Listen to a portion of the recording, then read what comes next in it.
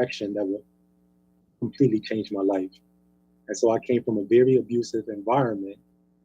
And when I immediately entered prison, I was met with a guard who told me, "Oh, you like to beat people? People are going to have fun with you here."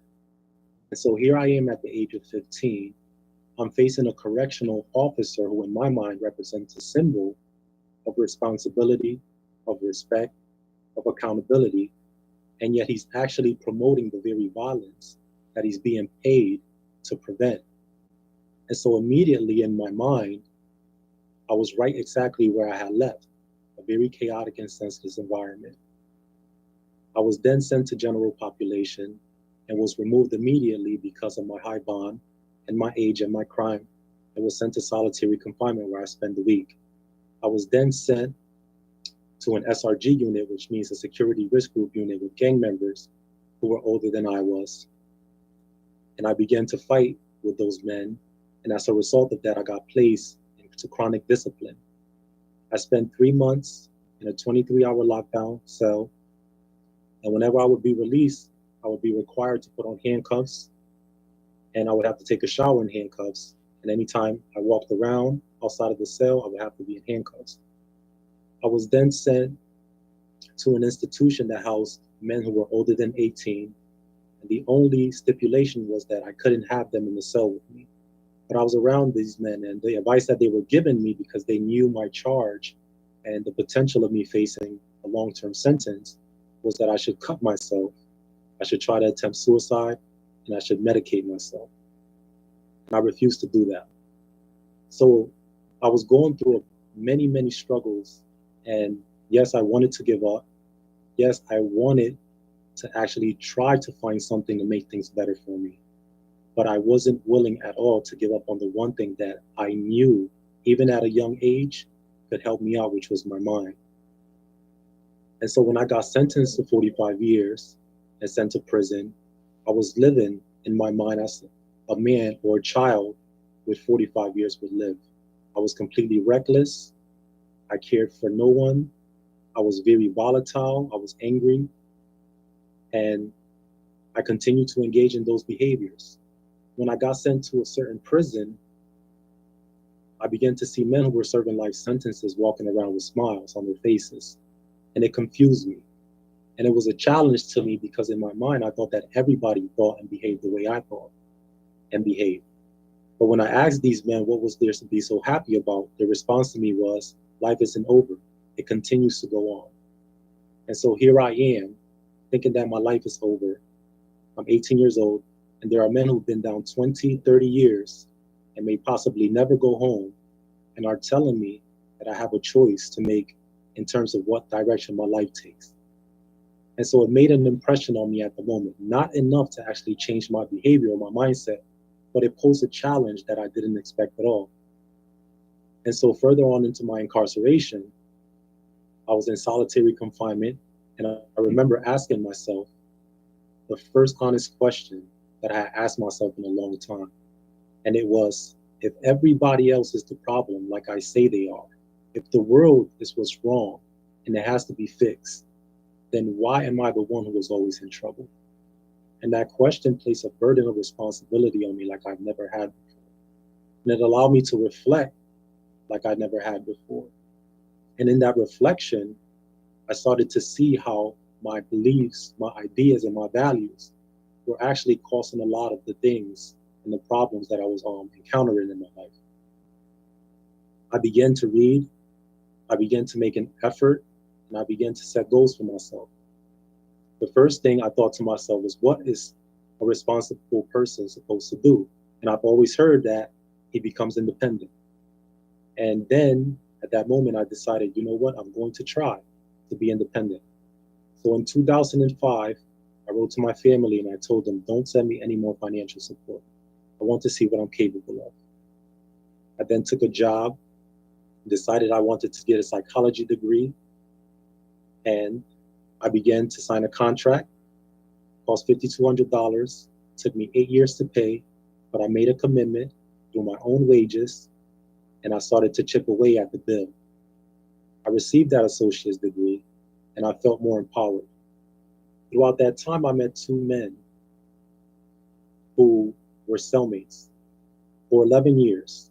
They built curriculums together, they built programs, they read books, and I was drawn to them because they were doing everything different than what I saw around me. And I began to have conversations with these men, and it turned out that they would provide me with a philosophy of life that completely would change my life. One of the things that I want to stress is that these men actually confronted me about my criminal mentality, and they pointed out to me many of my character traits that were negative and that they were flawed and I needed to improve upon. The thing about that is, it sounds simple, but at the time I was doing a lot of programs and I was achieving many, many things in my life, even with the associate's degree. And I still had these tendencies of manipulation, of deception, and of trying to get over on the system and benefit myself at the expense of others. But because I wasn't engaging in the behaviors that I was before, I thought that I would be okay. These men would not at all allow that. And so they actually told me that a consequence of my belief in that is by buying into the programming of the Department of Corrections. Because their standard is so low, and because I've never achieved anything in my life, I never even held a job when I was home, I thought that I was this great person. And I didn't realize that what I was accomplishing had no bearing at all on the reality that awaited me when I would be released. And so these men took care to actually guide me and inform me about many of the flawed practices of the Department of Corrections. And it's because of them that I actually was able to develop integrity, honesty, and a commitment and a consistency that continually allows me to improve to this day. And so after my associate's degree, I decided that I wouldn't isolate my life anymore to one specific area. I knew that it wouldn't benefit me at all to have academic success if my personal relationships were negative, if they were chaotic, if they were toxic. And so one of the lessons that I took from these men is that I should try to actually make an effort to make sure that all of the spaces I enter into reflect the integrity that I put forward in my professional life. And that went like very, very far in helping me become the person that I am and grounding me in my principles and my convictions. So I decided to continue to see what I could accomplish while not isolating my success to any one space. And so I signed up for the Yale program and I got turned down the very first time. And I tried again and then I got admitted. I then said, okay, what else can I do? Then Yale happened to join with the University of New Haven and providing us with an education. And I also became a student of the University of New Haven, pursuing my associate's degree in general studies. I then began to write organizations, reentry programs, and I wanted to actually go beyond the walls that told me that I should only consider success in terms of what surrounded me. And I wouldn't allow that at all. I learned from these men that what surrounded me didn't have to be my reality or my life, that I could actually get a footing out in society, and it was my responsibility to just try to do everything that I could to live as if I was already a citizen. So I started my citizenship while I was in prison, and I began to make connections, and I began to build relationships. I began to call potential employers. I began to reach out to anybody who I could work with and who would provide me with the opportunity to actually start living a life while in prison that prepared me for success on the outside. Interestingly enough, these men wrote a book called Down the Rabbit Hole: How the Culture of Corrections Encourages Crime.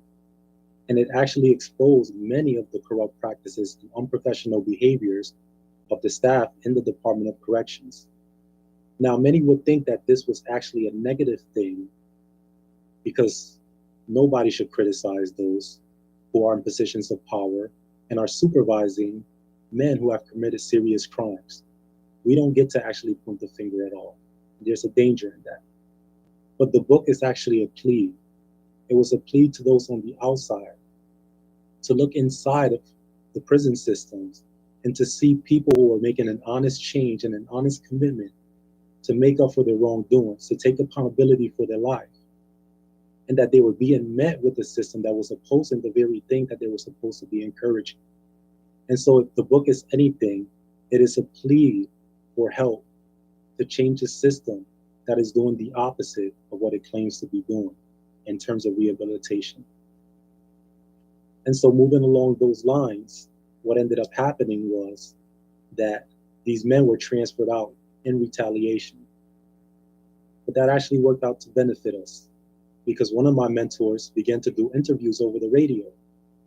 And he led the way and opened the door for the rest of us to actually start calling the radio stations from 3 different prisons.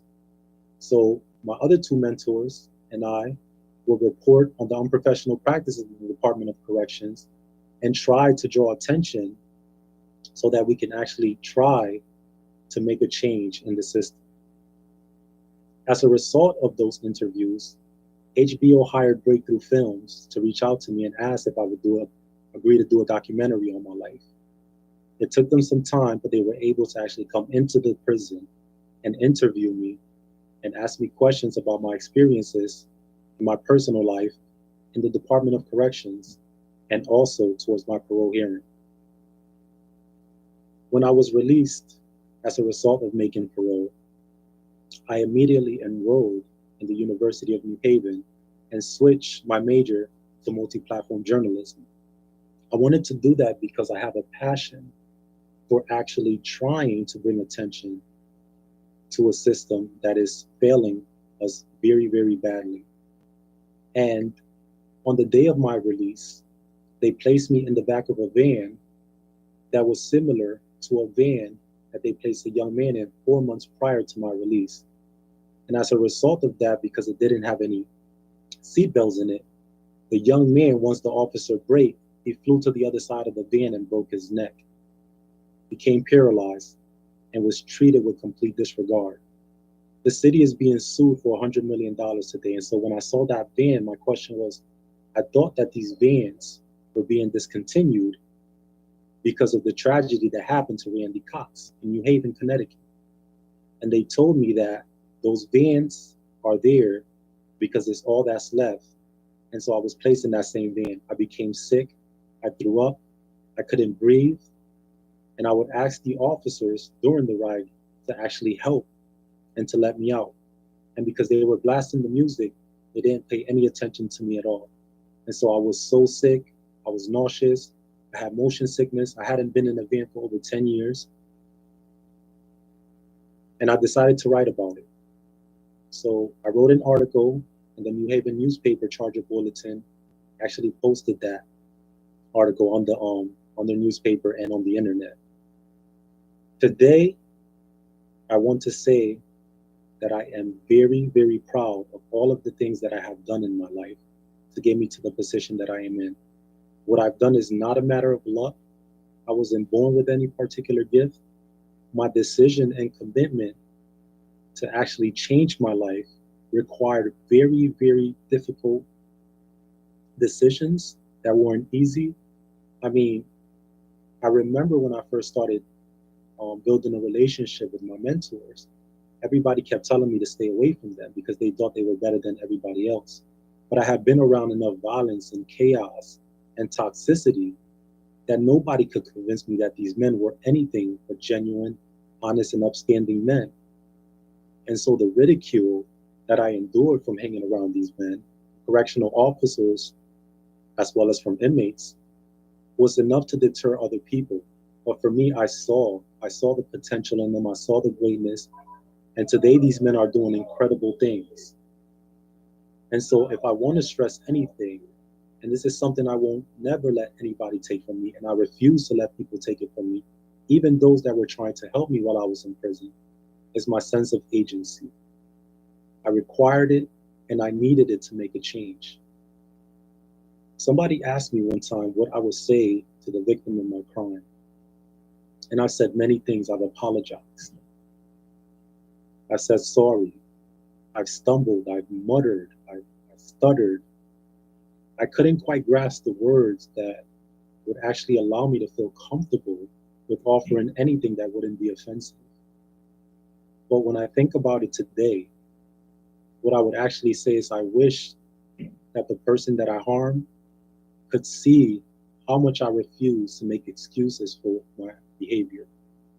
How much I've been in programs where people have tried to give me an excuse to minimize what I did and I wouldn't allow it.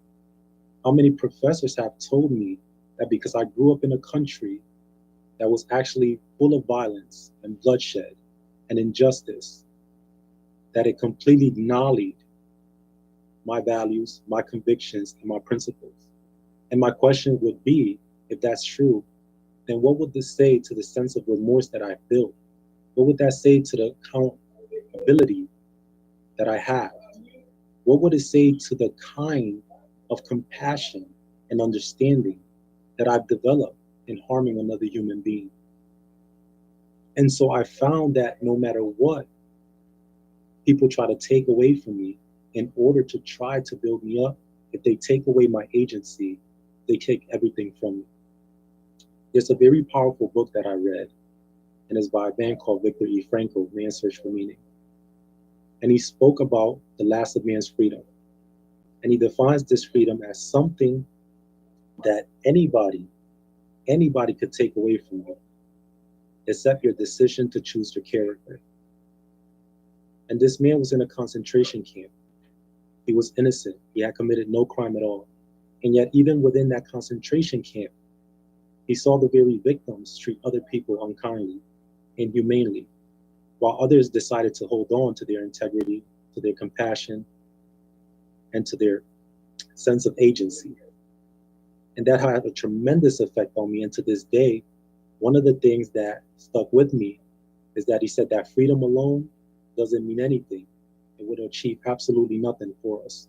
And he recommended that a statute of responsibility be placed in the West Coast in order to complement the Statue of Liberty in the East Coast.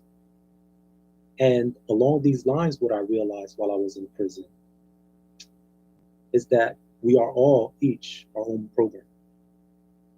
We don't have to create one. We don't have to try to sit down and build curriculum. If we think about it, we are all each a program. And so I was made up of habits, of beliefs, of ideas, of values, all of which actually led me to interpret the world a certain way and to be hurt and to also behave in a certain manner. And one of the things that just completely blew me away is that to the extent that my system is incoherent, it will also lead to inconsistency. It will lead to tragedy. It will lead to violence and disappointment. And so I started trying to actually create a system within my mind that could integrate itself without any kind of conflict at all. So that when I would interact with the world around me, it would actually represent a healthy, positive, and optimistic interpretation of my environment. And no matter what came at me, I was able to control everything that surrounded me by just having this coherent system and understanding that there was more to what was going on than what is impulsively meets the eye. And I started to work on my own program and paid attention to much of the behavior that was going on in prison. And I found that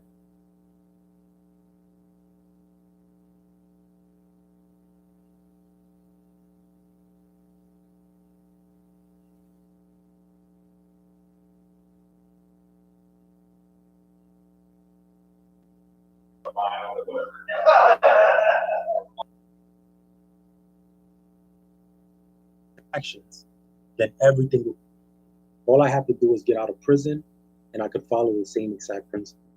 The problem with that is that staying out of trouble is a passive state. Being able to be successful in order to build virtues, to create the kind of qualities that lead you to success, you have to be active. And you have to be active in a particular way. So just staying out of trouble is not going to guarantee that you're going to create the kind of relationships, the kind of friends that would actually benefit you in your life, or will give them positive qualities if they don't have them. That's the first phase. The second phase I notice is also typical of many of us, is that we believe that if we then engage in productive behaviors, in order to avoid the negative, then that will give us success. But the problem with that is, and we don't realize this, is that we're being incentivized by the very thing we're trying to avoid. And sadly, what that creates in our minds is a false alternative that I either succeed or I go back to the life that I was living. And once I realized that, I told myself the Department of Corrections is not going to fool me into believing that the most important thing in my life is to avoid committing a crime. If I am not successful, if I do not get a job, if I cannot get any support, there are many other options that are available to me other than violating someone's rights or going back to a life of crime. And so I completely eliminated those two faces. The problem with that second phase also of engaging in positive activities or productive efforts in order to avoid the negative is that it overemphasizes this idea that what we're not doing is more important than what we are doing. And so when we do get a job, when we do have these positive relationships, what ends up happening is that in the back of our mind, we're always afraid that we're going to go back to the same kind of life.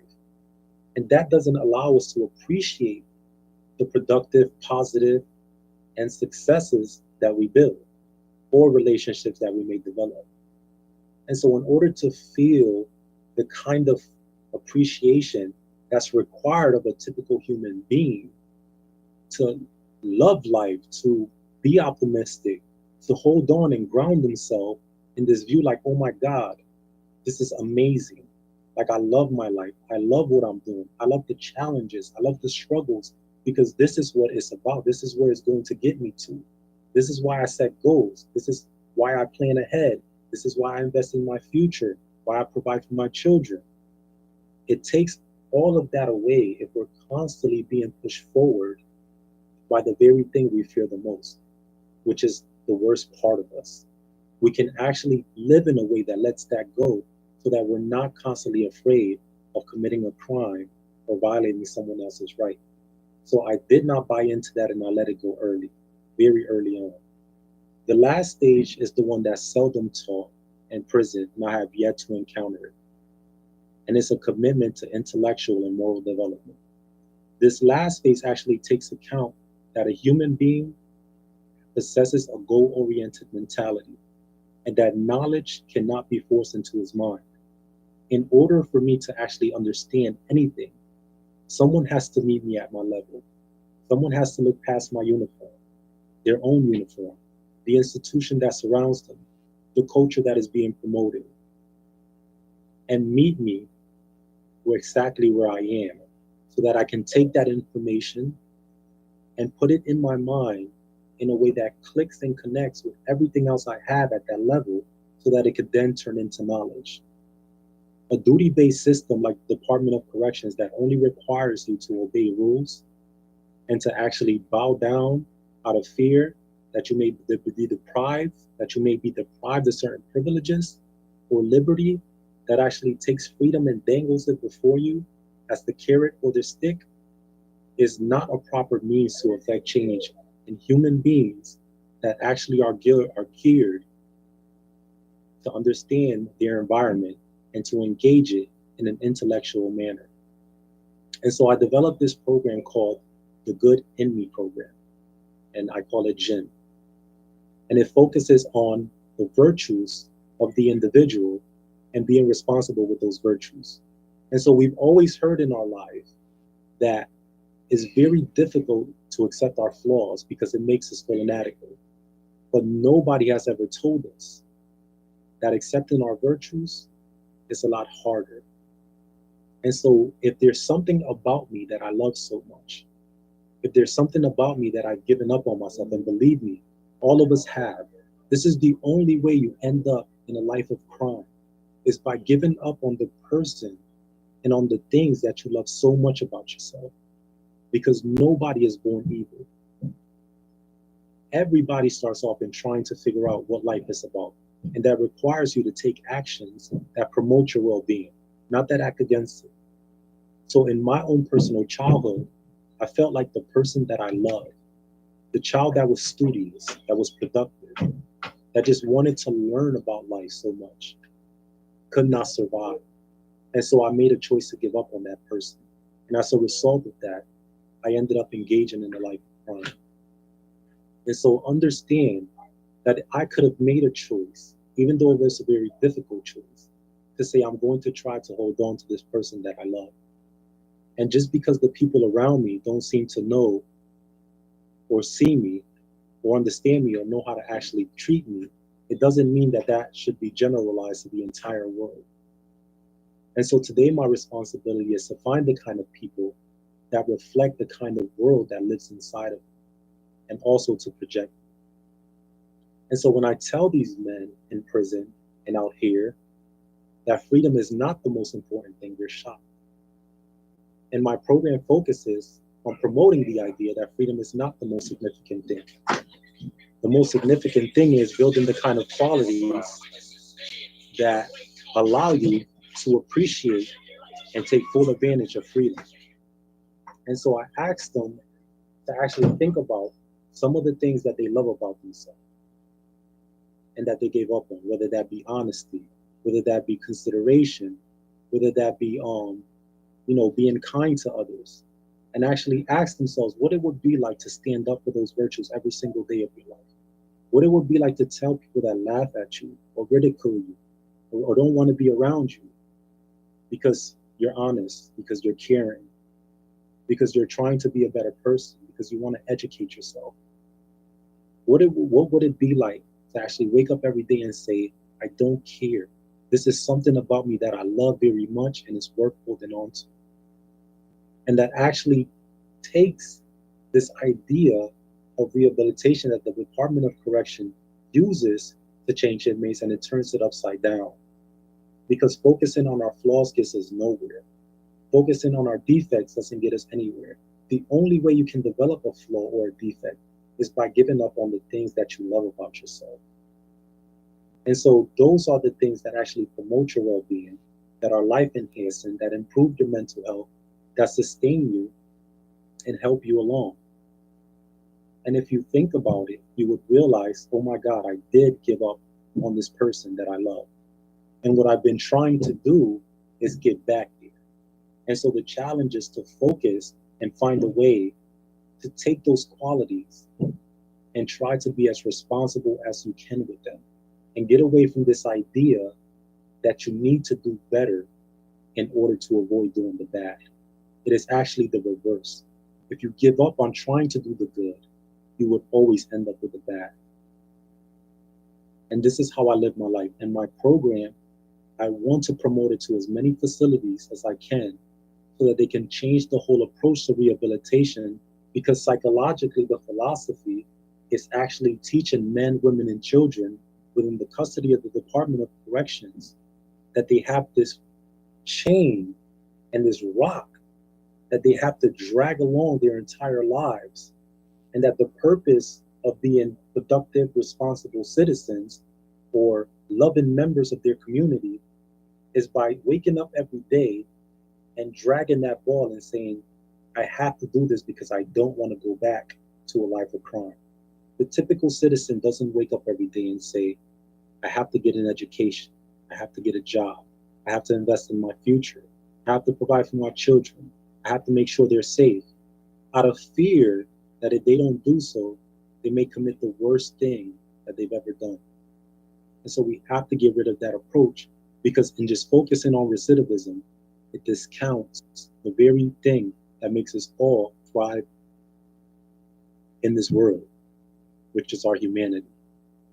And unless we start focusing on our goal-oriented mentalities and the kind of attention, intellectual attention that requires, we'll continue to perpetuate the very thing that we're trying to eliminate, which is recidivism. There's a guilt tripping that's involved that I want to emphasize in that. And it's this idea along the lines of you can never get away from what you've done. It contradicts every single thing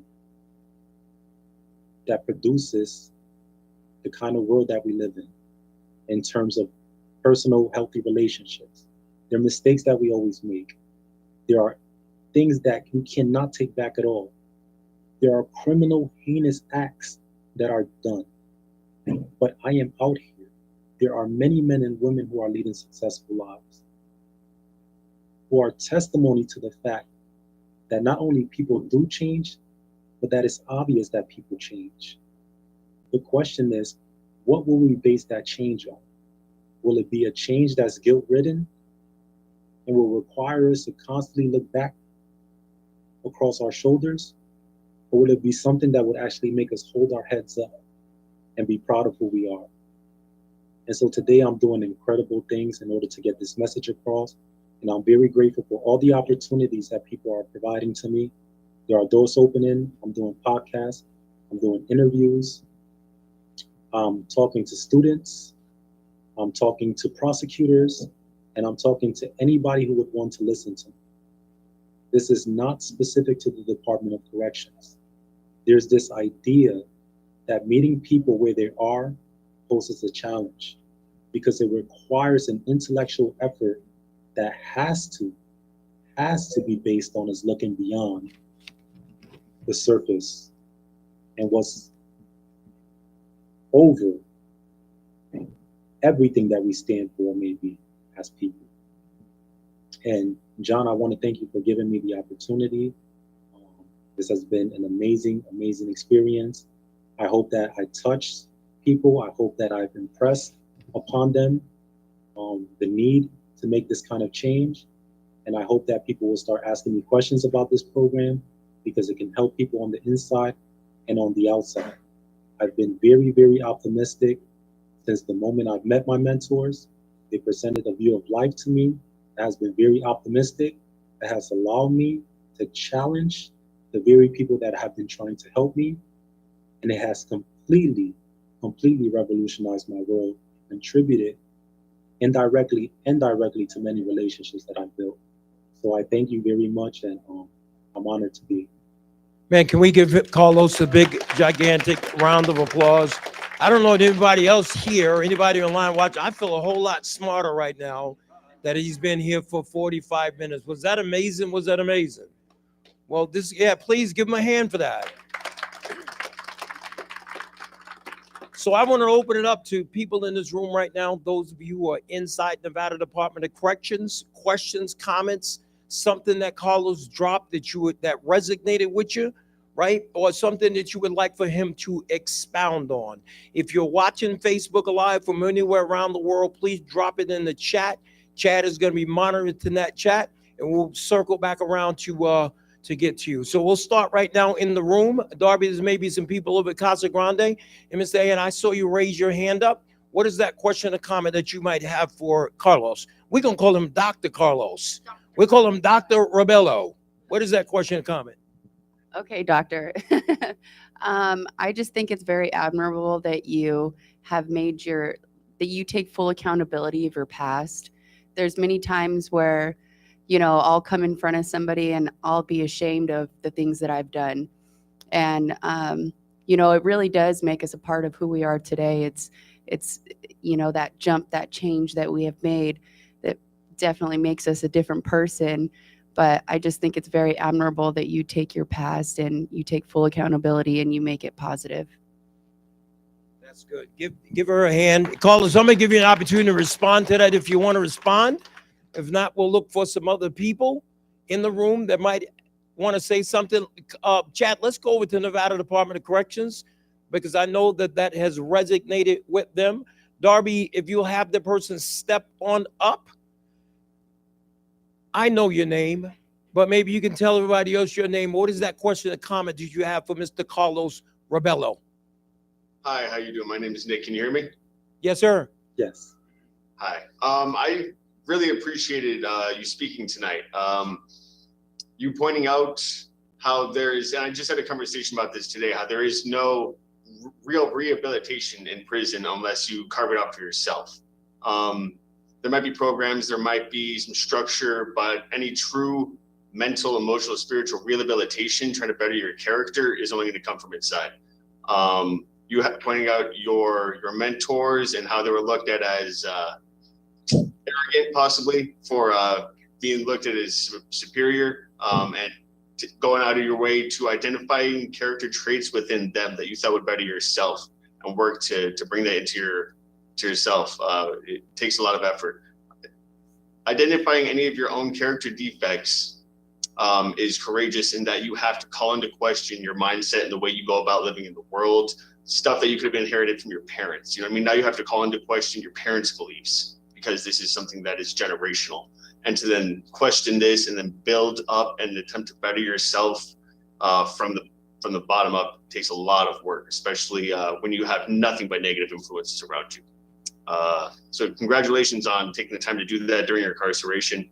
And you were speaking about how you're working to fix some of the systemic issues within the Department of Corrections to where it's more of a culture that works to keep people down or have you achieving the bare minimum, right? You said there was very low bar as far as what you considered an achievement, and to where any real progress as a human being, you know, I mean, is too monumental to even consider compared to what you've been living with. So how are you going about currently integrating this new worldview into others in the Department of Corrections? And how is it going for you so far now that you're free? Well, I've been doing great. I have a lot of support. I have a lot of assistance, and I've been fortunate. I'm in a transitional house right now. I still have 15 years left of my sentence because I have an effective 39-year sentence after it was reduced 2 times. So to your second, or to your first question, the way that I've been trying to do, you know, this cultural shift is not only by pushing my program and this philosophy that I have, but also I want to emphasize that in my experiences, correctional officers also deserve consideration because I have seen how that culture chips away at their humanity as well. It chips away at their morale, it chips away at their sense of purpose and optimism. And so it's not just affecting the inmates at all. And, you know, I've had conversations where correctional officers are just fed up.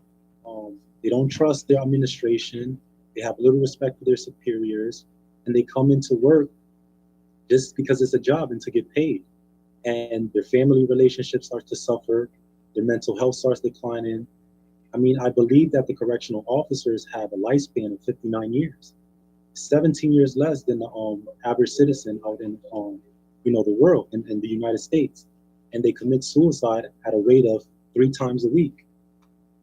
And so the system is killing their own employers. And one of the things that I used to tell officers when I was in prison is that I would try to build some kind of foundation or convince some kind of organization to try to offer these correctional officers something better to pull them out of that system, because a lot of them are coming in young.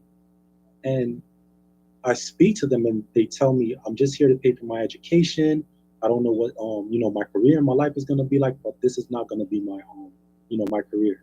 And then I see them 10, 15 years later and they're dragging, they're just like lifeless. And that affects me too, because it speaks to this idea that, you know, you can tell somebody that it's okay to treat other people as less than human beings, but to try to convince and push this idea that they're going to be unaffected by that is very untrue. And so many of these officers are trained a particular way that actually chips away at their own humanity, and they don't realize it.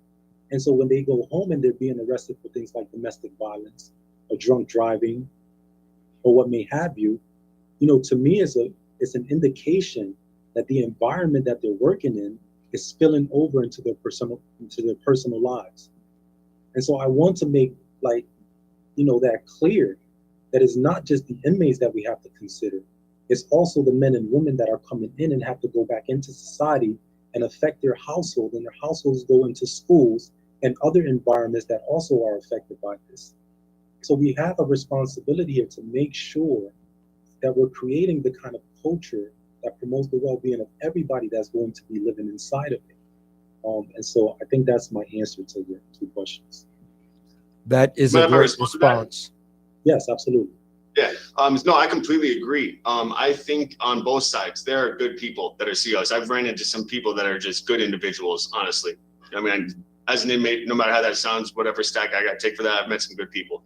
And there is a a deterioration of character, of humanity on their end, as far as having to subjugate a person and treat them as less than human. You know what I mean? You can't do that while seeing them as a person. You have to create this separation of self, you know what I mean, of who you are as an individual. And I think that does tear down the humanity of another person.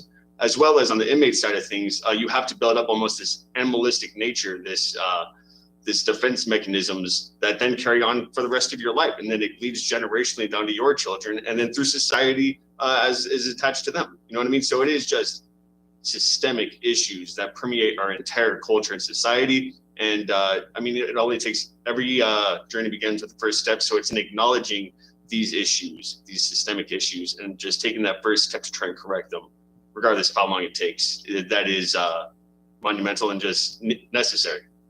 So no, yes, and I just want to add on to that, that there's this natural inclination that we all have to draw and gravitate towards qualities that will reflect on our humanity. And so I've had conversations with officers, whether it be female or males, and you can see, you know, during that conversation that they kind of like want to reach out and treat me as the very human that their mind is telling them that I am. But then there's that cutoff point that tells them, no, you can't do that because it's a directive. And you can only imagine, like, if you think about it on a deeper level, what does it do to me when my natural inclination is to respond to you as a human being, and yet there's a rule that's telling me that I should cut that realization off? And so psychologically, what it does, it chips away at the very thing and part about is that we will respond to and love about ourselves if it was anybody else or any other environment. And I've also been in classrooms where other professors or tutors or what have you, we're sitting next to each other, we're laughing, we're telling stories, and then it's like a little touch over the hand and a withdrawal. Like, oh my God.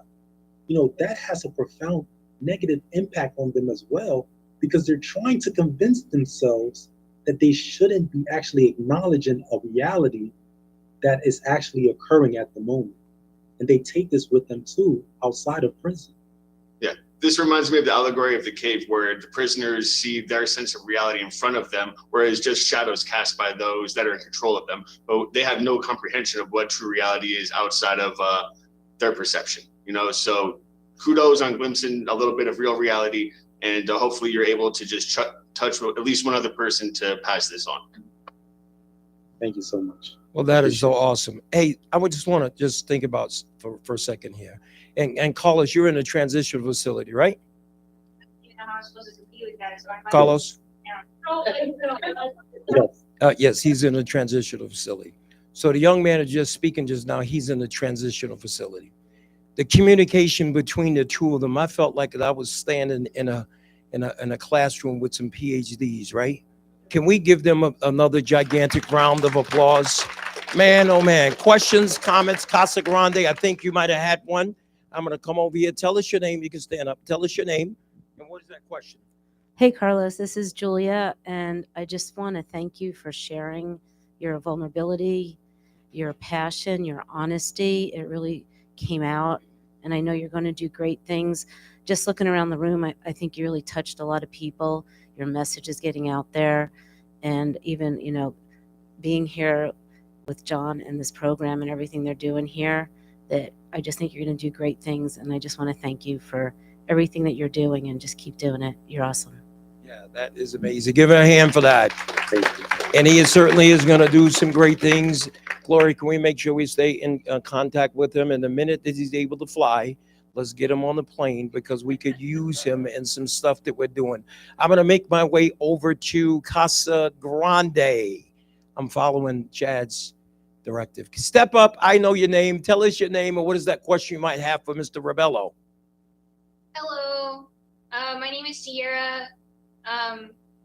Sorry, I'm trying to get my bearings here because this guy, you know?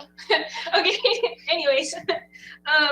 So I thought it was really interesting that you mentioned how instead of focusing on your faults, that you should focus on the things that you believe make you a good person, because I am very self-critical, and I tend to magnify my faults and then try to way to fix them or find a way to fix them. But if they're my faults, then obviously I can't fix them that easily. So then I end up dwelling in it and it becomes disastrous. So I thought that was a very interesting way to come about being a better person, is not just to focus on the things you want to change, but focus on the things that you like, so that that change ends up happening.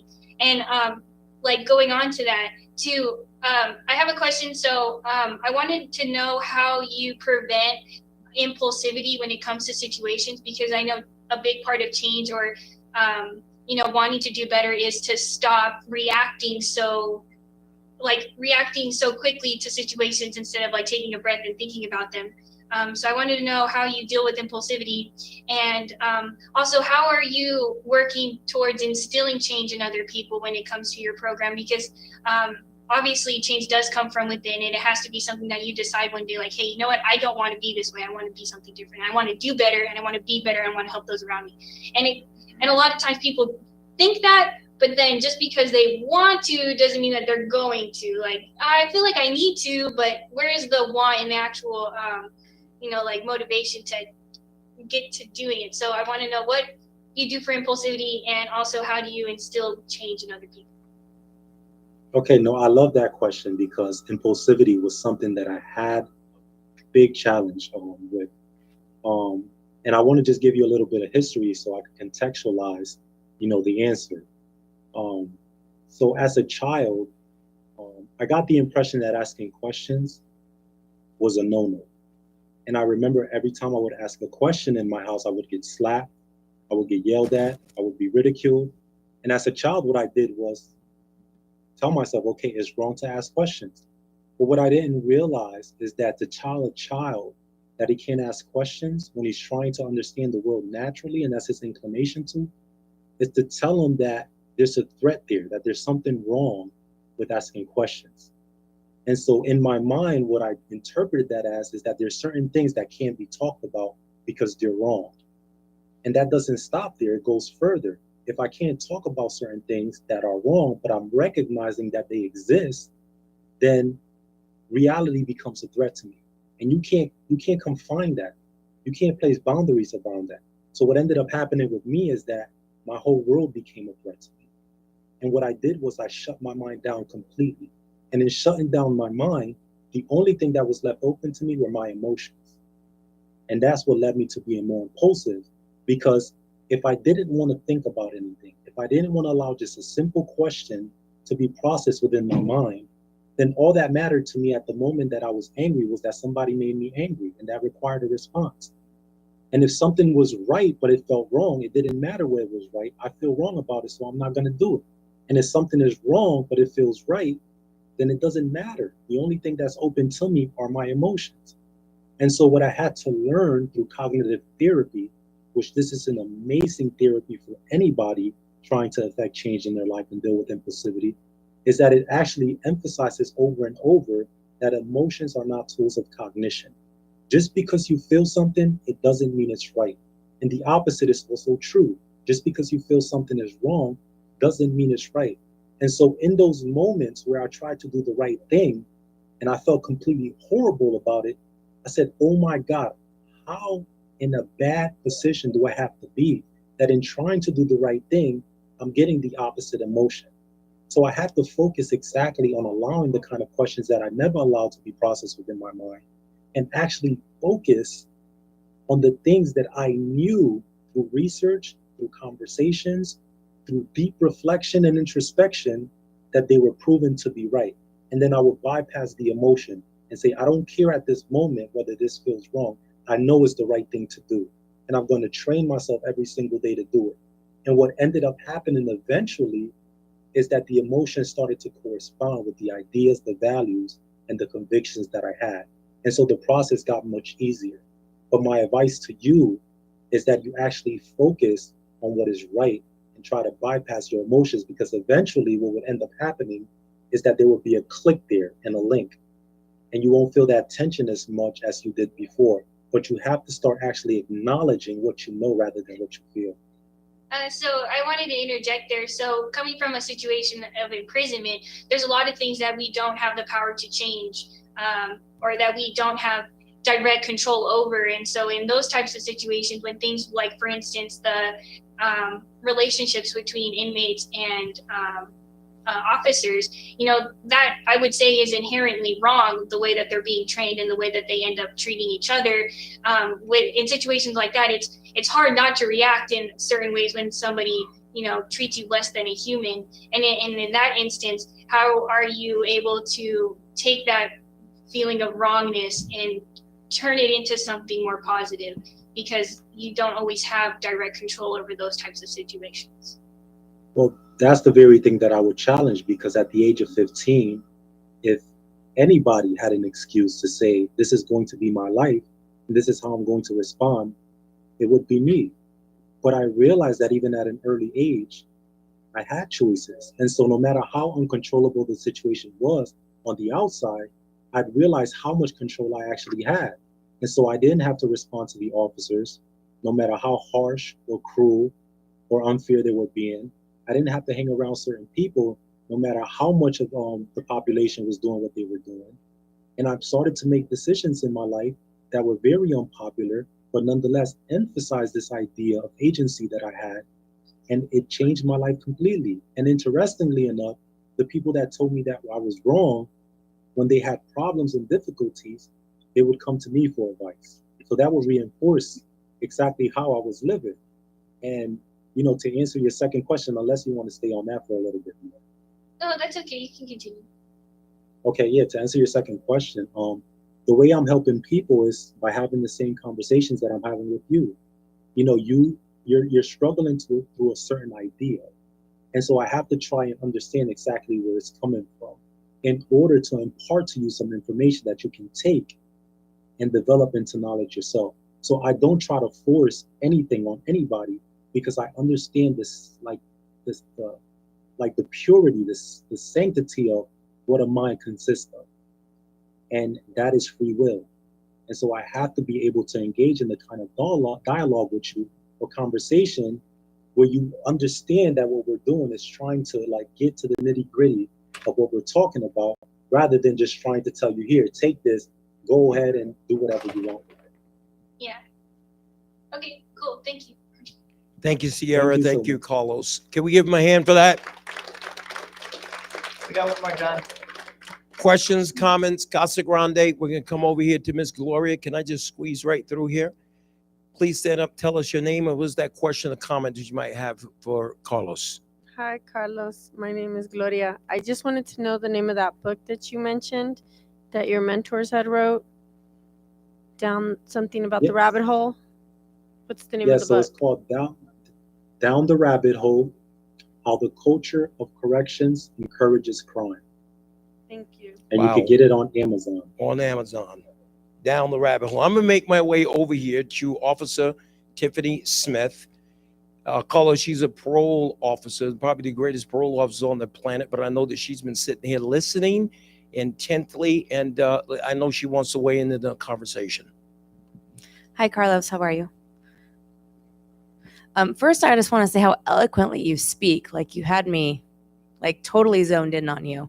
I like to share with a lot of my clients and offenders and really learn something from them, opposed to just look at them as a number on a paper. I really hope your parole officer learns something from you. And it's really hard that I say that, because a lot of them don't think that they can, right? So I think it's us as humans to be able to meet each other where we're at, because we're all struggling with something, whether we're wearing a uniform or not. I really hope that he or she takes a second to learn something from you, because I did tonight. So I just want you to know that, I really respect and admire where you're at. And I think that everyone could learn from your story. So thank you so much for sharing.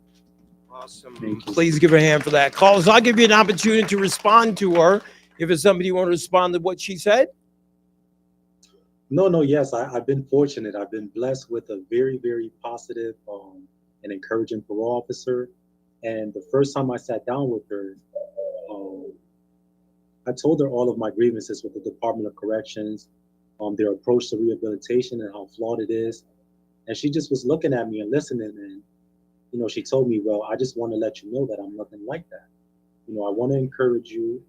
I'm completely for rehabilitation, for success, and anything that I can do to support you. I'm here, and you can let me know. And, you know, she stuck to her word, and she's proven to me that, you know, not everybody is the same. And these are the kind of examples that, you know, continually encourage me to push this message forward, because, you know, 24 years of being exposed to the same kind of information, the same kind of behavior over and over again, no matter how much you try to convince yourself that the world isn't like this, is very difficult. But, you know, I realize that a lot of us in prison are quick to cancel people out. But that's very, in my opinion, hypocritical, because we don't want people to see us as criminals for the rest of our lives. And so we're in no position to tell people, you know, that they should be completely excluded or, you know, deprived or, you know, forbidding from anything in life, because we don't want them to do it to us. So shout out to Parole Officer Miller. She's been great with me and very supportive. She allowed me to travel to Boston and hopefully to Baltimore on Saturday, on Friday. So let's see how that goes. I'm very grateful. Well, let's give a big shout out to all the Rockstar parole officers.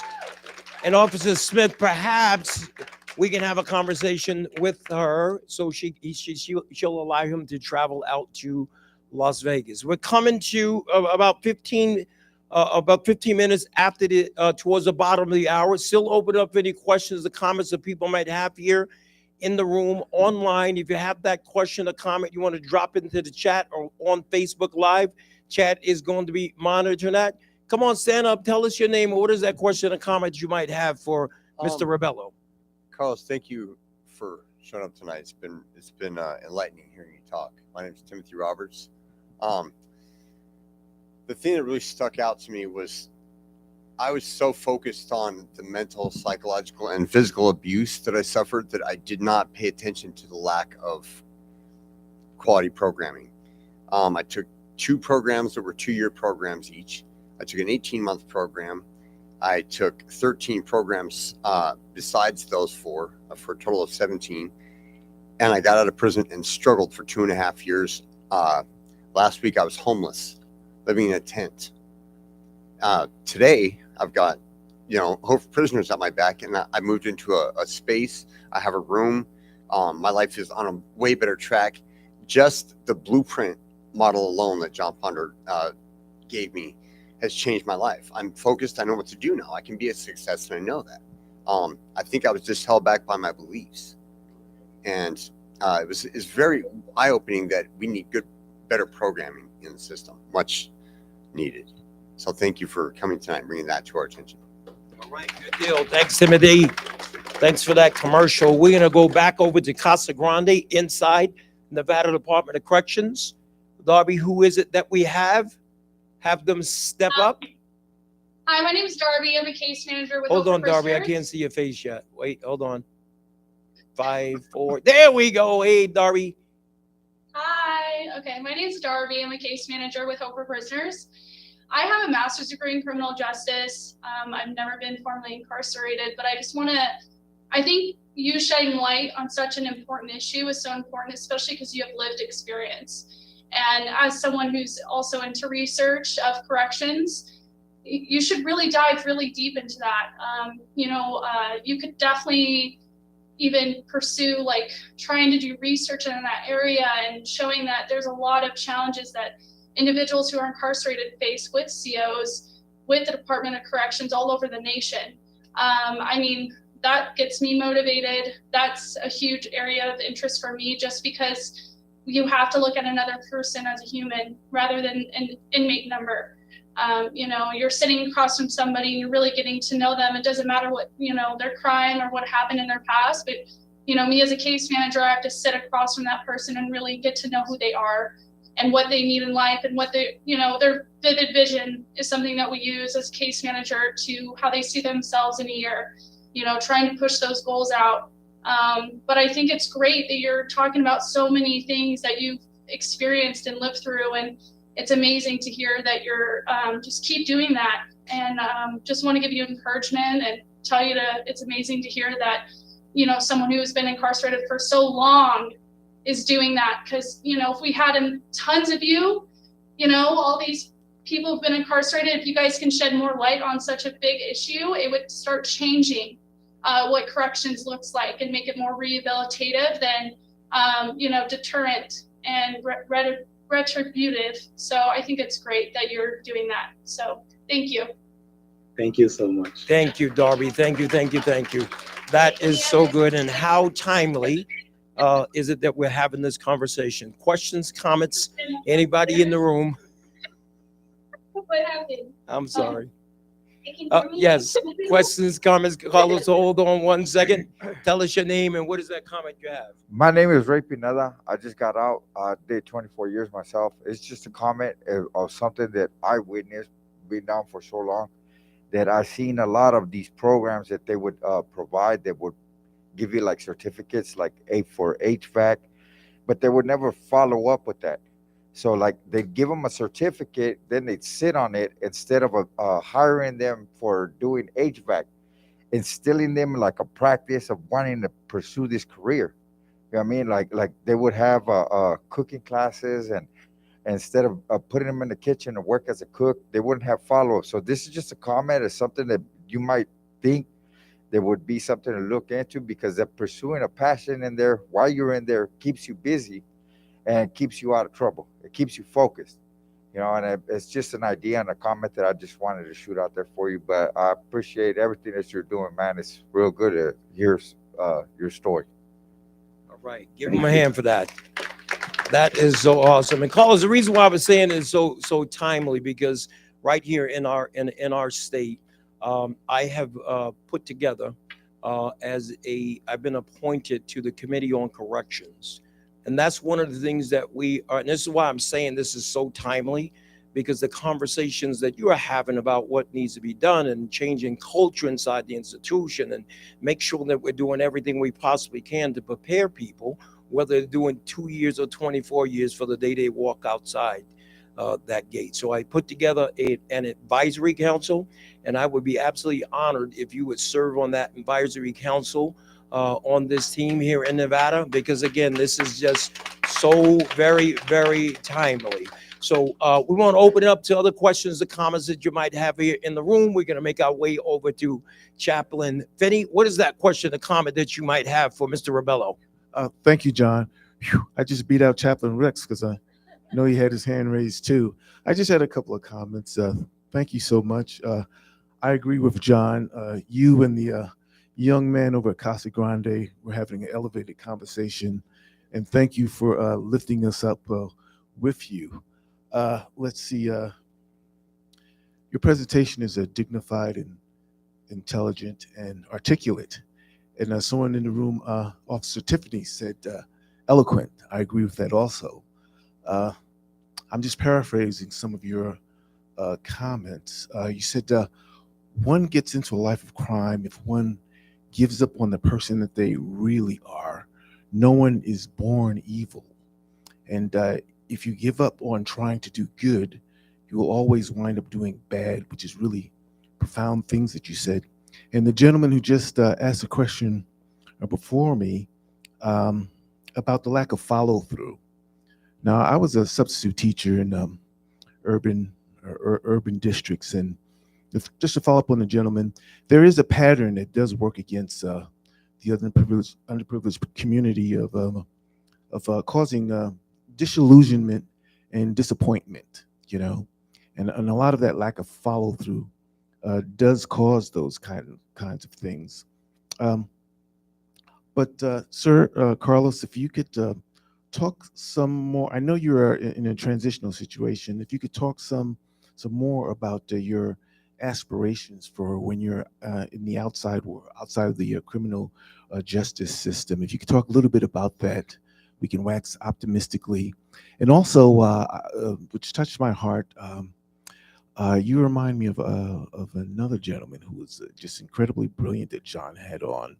And one of the things that he had talked about was he had gotten out of prison, and he was very brilliant. And the problem that he had that I'd like to pull your coat to is the whole issue of he had implemented programs, but he felt at the time, this was about 3 years ago, that his colleagues who hadn't been incarcerated and were in the criminal justice system and had higher stature were had an attitude that they would kind of take his work, that he wasn't big enough to follow through with things that he had implemented. And so I kind of touched my heart that, when you get out there, that the Lord would keep you strong and keep you in a place where you can follow through and complete all of your work that the Lord has for you. And as a Christian chaplain, and John and I would agree, may the Lord bless you in the name of Jesus in total victory and success in the path that he has marked out for you. In Jesus' name, amen. Oh, that is great. Give Chaplain Finney a big, gigantic round of applause. Rex, tell me as we're coming almost to the bottom of the hour, what is that question or comment you might have for Mr. Rebello? Hello, Carlos. I'm glad that you was here tonight. I'm Chaplain Rex. I did a pretty good rip here in Nevada, and I understand what you're saying about the programs. I got a stack of program certificates. I mean, a stack, but I had to look outside of most of those programs. It depended on who presented it, of whether I got anything out of it. But I'm a Christian. Where I got my schooling was out of the Bible. I am definitely not the same person I was 28 years ago, but I've learned a lot of lessons from that. It took me years to forgive myself for what I did on a reaction instead of thinking about it. It was just a reaction, an impulse. And I watch out for those now. And as for correctional officers, through my walk in the Lord, I've had correctional officers seek me out for biblical counseling while I was inside, and some serious stuff. I mean, you don't put it out there. It was serious stuff. And then I seen other COs that they come in straight from the bar, reeking alcohol, just reeking alcohol. And you also have those that have a hope in the future, that they're in there, they get on the graveyard shift. One of the seniors was studying law. He was going to college studying law. So he was actually a very good CO. And you see the COs that have a hope in the future, that they are actually the best officers. They'll do one-on-one with you. They're very good people. And my first parole officer, I went up and shook his hand. In front of everybody, I didn't care. He's a good man. Thank God that I had him for my first parole officer. And Officer Smith, she's awesome. But thank you, and keep up going on that. Go with the following through on the interaction between the inmates and COs, and see what you can figure out and put together with everybody to get that changed up. People are people. Everyone's made a mistake. Thank you again. Thank you, Rex Arthur. Give him a hand for that. We're going to make our way around to Nevada Department of Corrections, the Casa Grande. Darby, it looks like we have time, one more time for one more really, really good question or comment coming out of Nevada. Sierra, you coming again? You just don't get enough, do you? Well, it was more of an afterthought question that I had that I forgot, and then I put in the chat, and now I had to come up here because it doesn't matter. So anyway, my question was, how do you move past guilt in your past transgressions? Like, what are some tips and tricks of the trade that help you to move forward from the past rather than dwelling in it and feeling bad about what you've done? Not just with your crime, but with anything, family relationships or friends or just stuff like that. How do you move past it? Well, I'm careful with the word moving past it because I'm made up of all of my experiences. And so I think if anything, I've been able to face it, deal with it, and heal from it. But I still remember them. And, the kind of awareness that I have now allows me to appreciate those errors and those wrongs in a way that I couldn't before. And so that's the thing about punishment that I found very interesting about the Department of Corrections, is that justice requires a distinction. And if you don't have that distinction between the way I was living and the way that you're trying to reform me, then that to me is not punishment, because that's how I was raised up. And so what I found interestingly enough is that when I did start to make an effort and did start to think things through and live a life of responsibility, is when I started actually developing the kind of appreciation that induced the kind of remorse, the kind of guilt, and the kind of regret that a human being needs to settle himself in this idea that, they're wrong, and that change is required in order to get, a full understanding of what living life is about. And so one of the things that just completely blew my mind was that, and I just kept going. I said, wow, if I continue behaving violently, then I'm not going to be able to understand exactly what it is to harm another person. But if I continue to separate myself from that, I'll be able to continue to develop this kind of understanding that leads to this appreciation that I shouldn't be doing that, because I understand exactly why. And so a lot of people, yell, like they like to yell at the top of their lungs when someone's doing something wrong, because they want them to understand why they shouldn't do it. I want to start yelling at people why they're doing things right, because I want them to understand why it's important for them to do those right things. And I think that's the shift that needs to happen.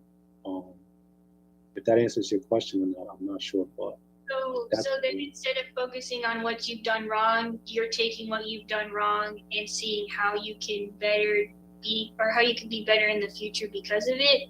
So like, do you forgive yourself for like some of the things you've done? Because like I'm speaking about this and I'm asking you your advice because I have a problem with everything I've done in the past. I constantly beat myself up about it.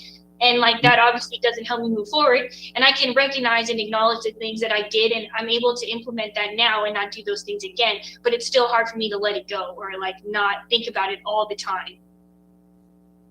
No, yes, and this is one of the things. I take that word forgiveness very seriously. And what I found is that I have to make myself worthy of my own forgiveness.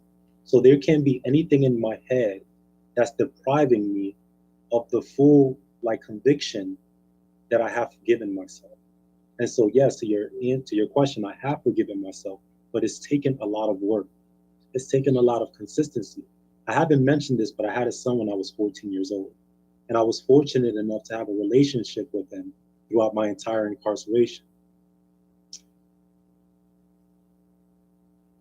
And one of the things that allowed me to forgive myself is to actually see my son become so proud of me and tell me that, he's never, ever imagined that I could have achieved the things that I'm achieving while I was in prison and while I'm out here.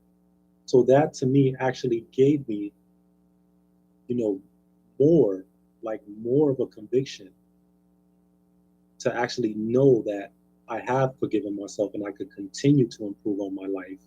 But like I said, without ever trying to forget what I did, because, there are many people who told me, when you come out, we're going to celebrate, we're going to do this. And I was like, absolutely not.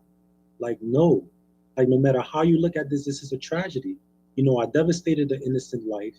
I left a son to grow up without a father, and I lost 24 years of my life. There's nothing to celebrate there at all. And so you have to put yourself in a position, honestly, where you can say, this is what I've done in the past, but this is what I've done with my future. And I think that given all of that, I deserve to forgive myself. And that has nothing to do with anybody else. It has to do with your standing in your own person and understanding exactly, what you have to offer yourself in terms of that forgiveness. Okay, awesome, thank you. Amen. Sierra, thank you so much for that. And with that, we're going to bring the Tuesday Night Huddle up to a close. Carlos, from the bottom of my heart, thank you so very much for carving out time. I know it's 10:30 at night on the East Coast where you are, so we greatly, greatly appreciate that. I'm going to have my team reach out to you, so we're going to circle back and certainly have a conversation. I'm going to send you the link so you can get registered for the Hope for Prisoners statewide corrections and law enforcement advisory council. So thank you so very, very much for that. Can we give them a big, gigantic round of applause? Was that good? Oh, was that good? All right. Thank you guys so much for joining us tonight. There's a couple of announcements I want to make regarding some upcoming classes that we have. We want to encourage everybody to make sure you go to our website and get registered for it, or have a conversation with your case manager. So on this Wednesday night, tomorrow night from 6 p.m. to 7:30, we have the principles of planning positive change. On Thursday night, we have JP Morgan Chase Private Bank in the house from 6 p.m. until 7:30, teaching financial literacy. Then on Friday night is Balance Living from 6 p.m. to 7:30. And then on Monday the 23rd from 6 p.m. to 7:30, you know how we setting this up for after hours after work? Miss Dina? We have a mock interview workshop right here. So if those of you who may be going out looking for jobs or haven't interviewed in a long time, we have some very seasoned professionals in the house. They're going to walk you through that so you can walk into the interviews with some utmost confidence. And then on Friday, the 27th, we're going to have our computer basics class that's going to take place right in our computer lab next door. I'm encouraging everybody to participate in that because it's free. You're going to learn something. And if, as you're walking through this, you discover something that you want to get trained in, make sure you just talk to your case manager, because we'll be able to fund that too. And then on Monday the 30th from 6 p.m. until 7 p.m., we have the financial aid for those of you who want to consider going back to college. So thank you guys so very, very much. Can we give Mr. Rebello another big, gigantic round of applause? Great jobs. Want to sign off for those of you who are in Casa Grande. I will be there Thursday, Friday during the day, coming and spend some time with you. Want to say goodnight to those at the City of Las Vegas Detention Center. Hope we can get in there and see you soon. And those who are watching around the world on the Facebook, Hope for Prisons Facebook Live, thank you so much for joining us tonight. And we're signing off. We'll see you next week. Good night, everybody.